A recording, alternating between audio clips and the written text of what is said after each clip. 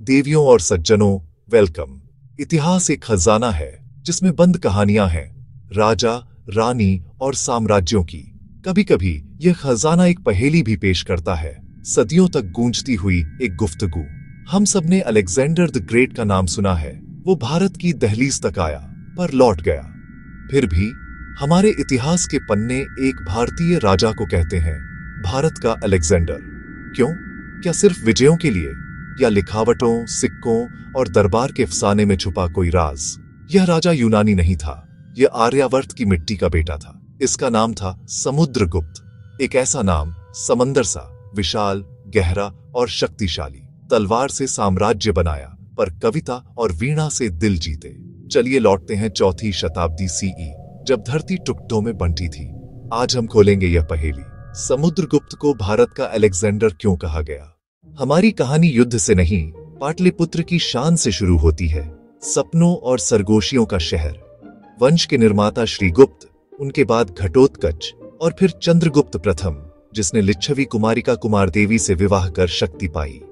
इसी उभरती किस्मत के बीच एक पुत्र जन्मा, समुद्रगुप्त। अन्य युवराज तलवार चलाते थे, वो उसे सिद्ध कर चुका था। वे राजनीति सीखते थे, वो उसे जीता था। अर्थशास्त्र से युद्ध, वेदों से धर्म और एपोस से मर्यादा। एक तेज बुद्धि और अजस्र जिज्ञासा। कवियों और संगीतकारों की महफिल में जितना, उतना ही सेना नायकों और मंत्रियों के साथ एक अद्भुत संतुलन। पर सबको विरासत चाहिए थी। कछ भाई, जिनके लिए मुकुट जन्म अधिकार था।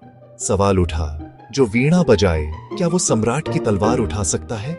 उन्होंने कलाकार को देखा, पर कूटनीति के खामोश शतरंजबाज को न समझा। यह उनकी सबसे बड़ी भूल थी। समुद्रगुप्त ने सब देखा, मंत्रियों की वफादारी, भाइयों की जलन और प्रजा की आस और आशंका। वो जानता था, राज्य सिर्फ सेना नहीं, दिलों पर राज्य है। धरती की आत्मा को समझना है। उसका लक्ष्य भारतवर्ष के बिखरे टुकड़ों को गरुड़ के झंडे तले एक करना। और किस्मत पहलू बदल रही थी। समय आ गया। चंद्रगुप्त प्रथम समझ गए, गद्दी हमेशा बड्ढे को नहीं, योग्यतम को मिलती है। दृष्टि, चरित्र और महानता की चिंगारी वो कुछ और ढूंढ रहे थे। सबको पीछे छोड़ा, नजर टिक गई समुद्रगुप्त पर। दरबार हिला, कई खुश, कई सन्न। तुम योग्य हो, इस पृथ्वी की रक्षा करो। आशीर्वाद के साथ अभिषेक। कांटों का सिंहासन। भाई उठे, पक्ष बने, गृह युद्ध का संकेत। क्षमा दिखाई या कठोरता, उसने पल भर न सोचा। कवि भी, योद्धा भी। संघर्ष छोटा पर निर्णायक। युक्ति ने क्रोध को मात दी, बगावत कुचल दी गई। राज सिंहासन योग्य से सुरक्षित। पहला इम्तिहान बीत गया। अब नजर बाहर की तरफ, आर्यावर्त के बिखरे राजाओं पर। किरदार परीक्षित हो चुका था, अब समय आया था साम्राज्य गढ़ने का। अब निशाना आर्यावर्त, उत्तरी राजाओं की धरती। अहिचित्र का अच्युत, नाग वंश का नागसेन।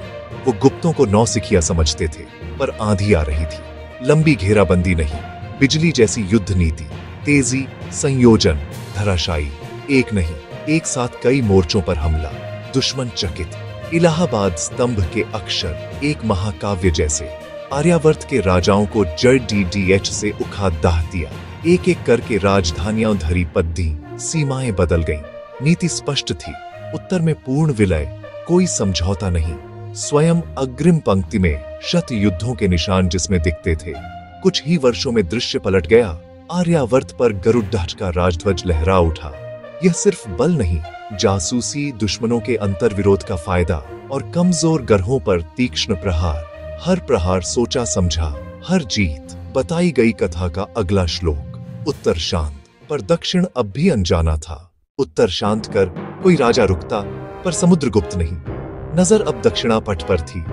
घने वन, भारी दरिया, नर्मदा से गोदावरी तक भयानक भूगोल। दक्षिण के प्रबल राजा, कांची के विष्णुगोप जैसे, तैयार थे। सीधी विजय और विलय नामुमकिन, साम्राज्य बहुत पतला पड़ जाता। फिर भी 12 दक्षिणी राजा पराजित हुए। लिखावट कहती है, पकड़े गए, पर छोड़ दिए गए और कुर्सी पर लौटा दिए गए। यही था मास्टर स्ट्रोक। ग्रहण, मोक्ष, अनुग्रह। पकड़ो, छोड़ो, कृपा करो, पर वैसल बनाओ। धन, संसाधन, वफादारी। बिना सीधे शासन का बोझ उठाए शत्रु दोस्त बने। शान से अधीनता स्वीकार की। दक्षिण ने साम्राज्य की गरिमा महसूस की, डर से नहीं, उदारता से। जाओ अपने राज्य का शासन करो, पर याद रहे इस धरती का सार्वभौम कौन है। अक्सर विजेता डर से पहचाना जाता है, पर यहाँ कुछ और था।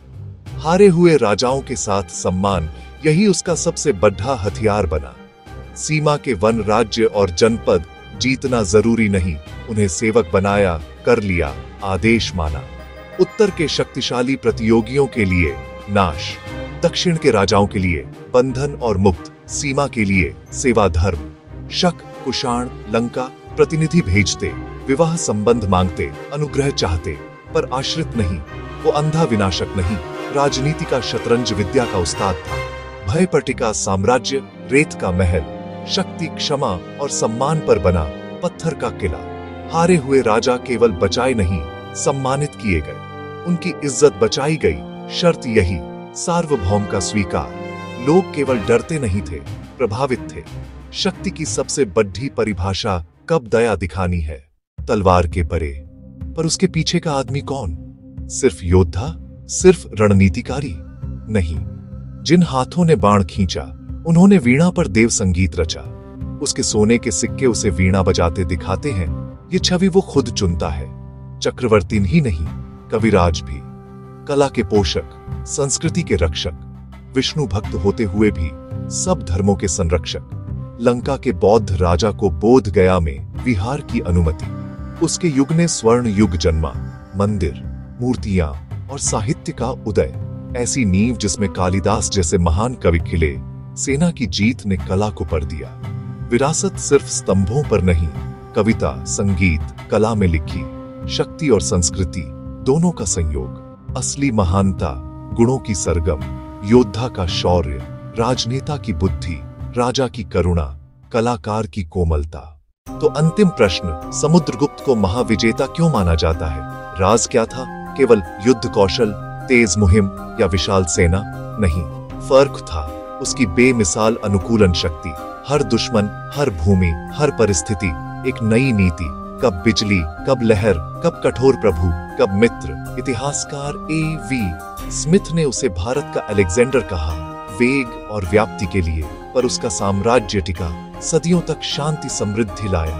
उसने उपमहाद्वीप को एक तार से नहीं, बहुतारों से बुना। प्रतिद्वंद्वियों के लिए स्टील, मित्रों के लिए सिल्क, देवताओं के लिए सोना और प्रजा के मन के लिए वीणा।